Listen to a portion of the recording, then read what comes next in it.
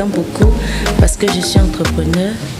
Je voudrais, au cours de cette formation, avoir beaucoup plus d'astuces pour développer ma stratégie marketing, pouvoir sortir encore plus renforcée par rapport à tout ce qui est entrepreneuriat, tout ce qui est leadership en fait. Vous savez, nous sommes dans un environnement aujourd'hui où tout évolue, où il faut s'actualiser.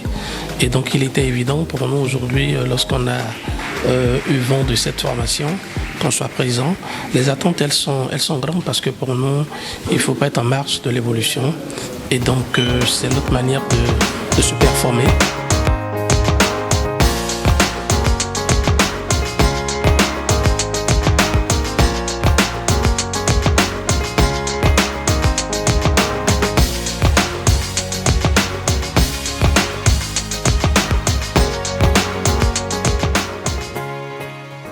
Progressivement, on a fait plus de bouteilles, on a réinjecté l'argent.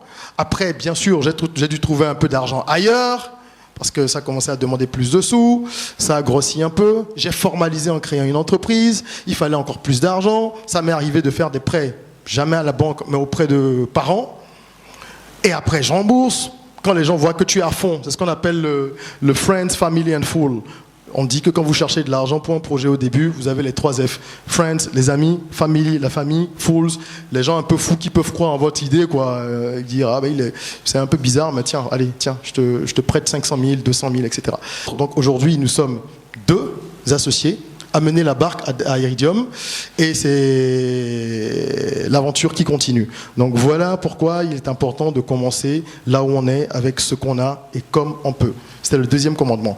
Le 3e commandement, c'est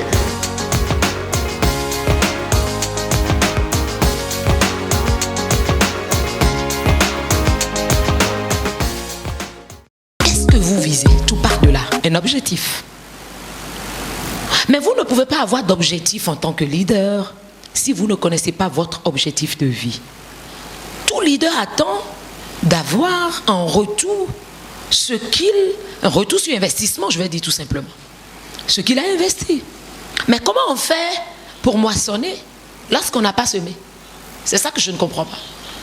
Beaucoup ont des idées, des projets, mais ils déposent sur la table. Ils déposent ça dans leurs ordinateurs.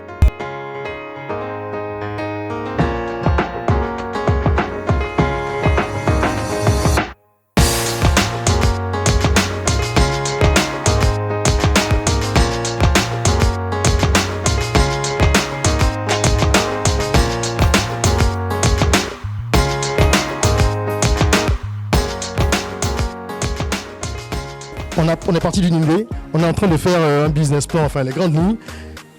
Dans la vie réelle, vous ferez le business plan en plus long et on va vous demander maintenant, après tout ce travail, de synthétiser tout ça pour parler à quelqu'un en 1 minute. Est-ce que vous connaissez Shark Tank?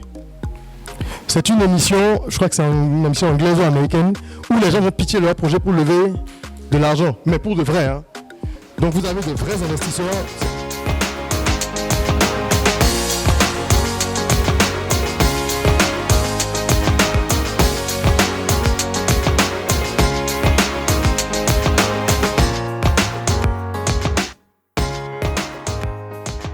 Vous êtes dans le transport fluvial.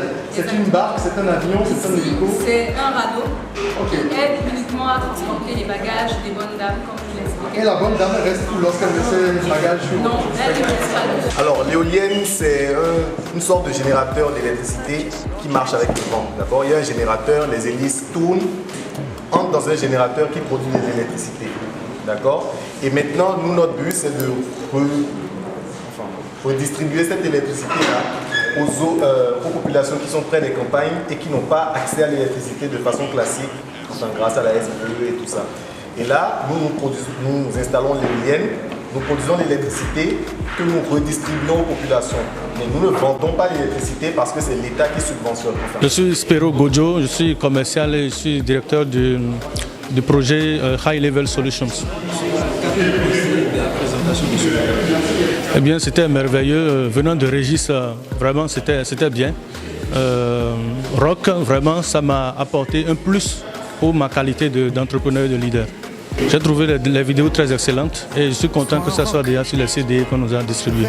C'était un coup de maître, on n'en attendait pas moins de lui et qu'il continue sur cette lancée, qu'il continue par nous inspirer. Jusqu'à vous girez, jusqu'à vous girez, jusqu'à